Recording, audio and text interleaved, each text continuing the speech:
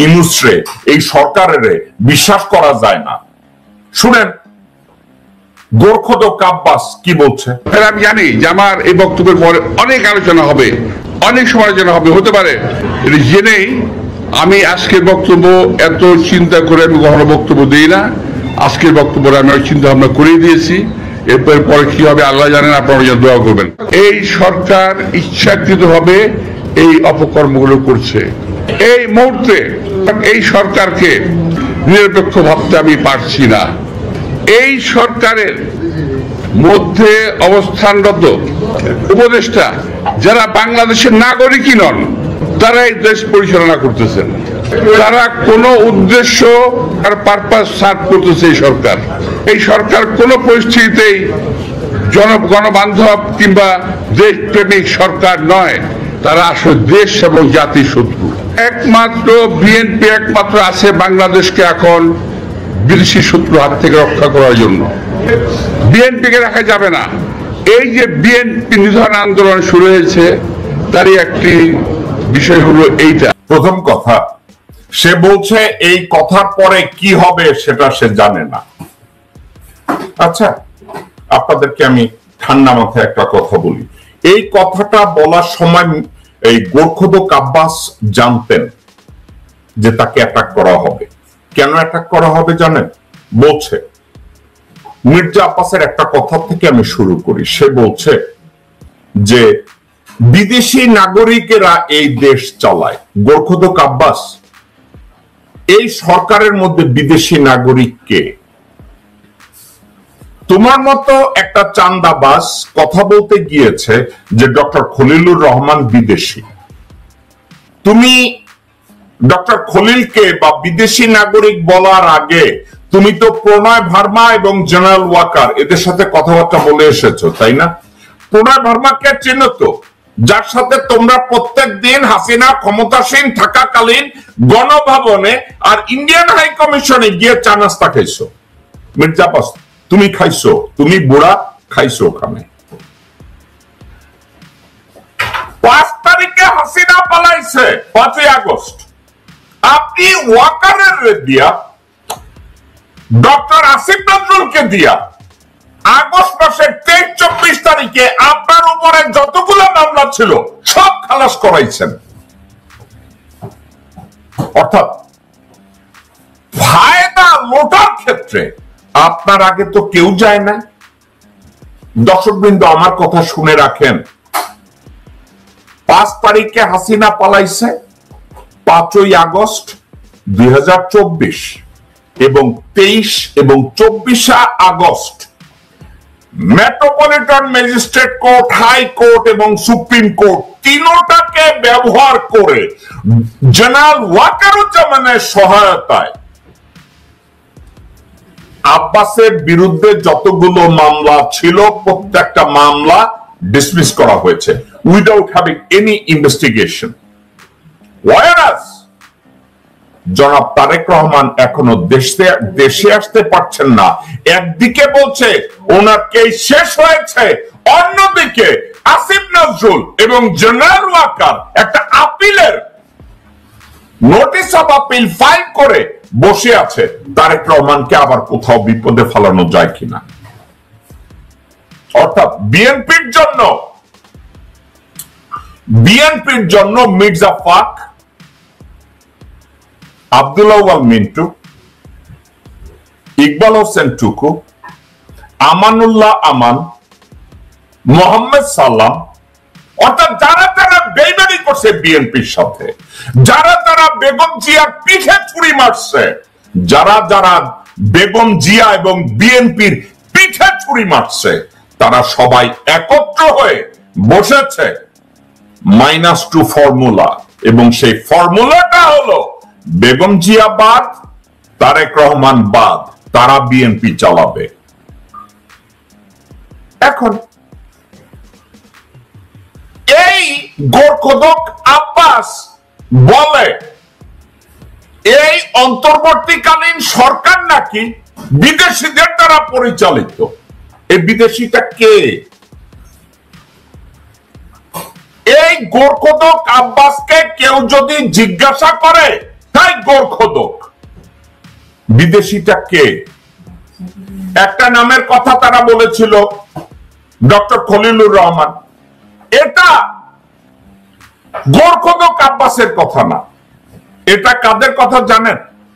রণধীর জয়সওয়াল, ভারতের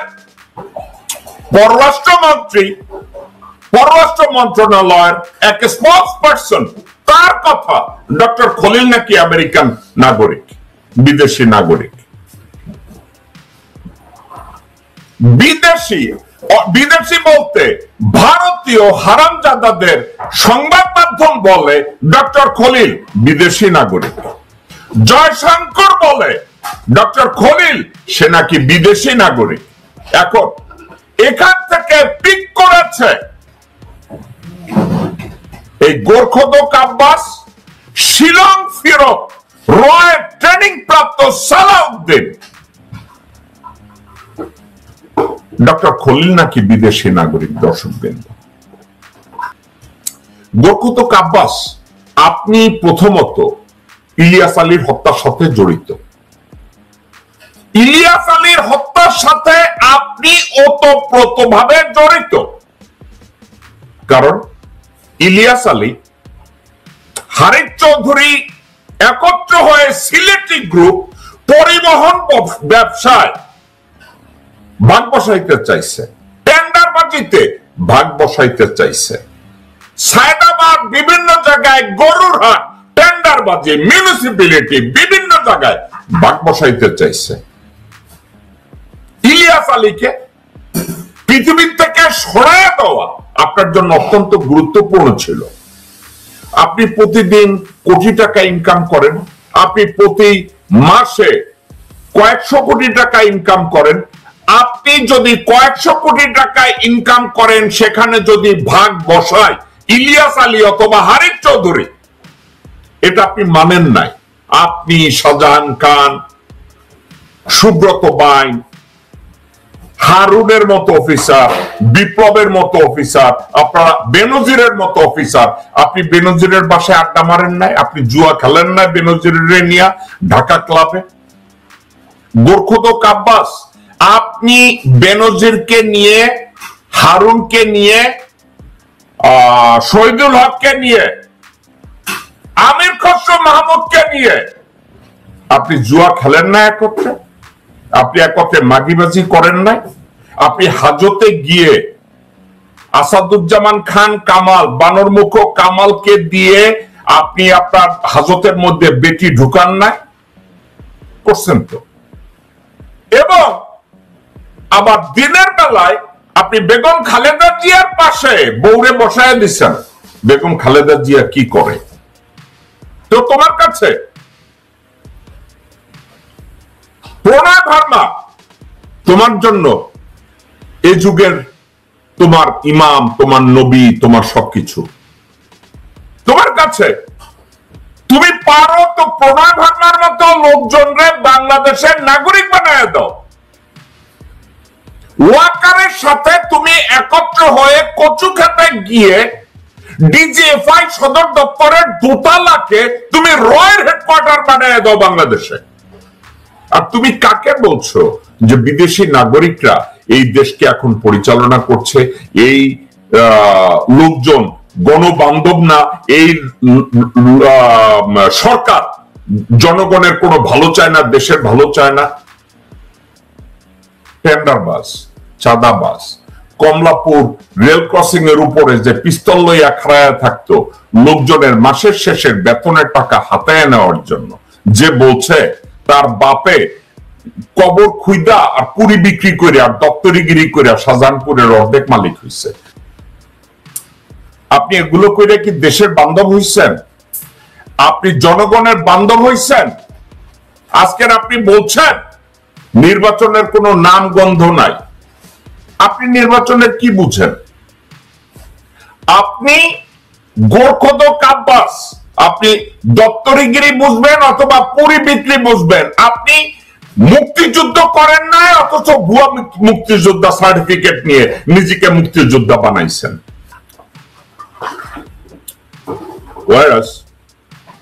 ডক্টর খলিল, তার সারা জীবনে শুধু একটা দেশের নাগরিকত্ব আছে, ওটা বাংলাদেশের, অন্য কোন দেশের নাগরিকত্ব তার না। তো গোর্খোদক আব্বাস যদি বলে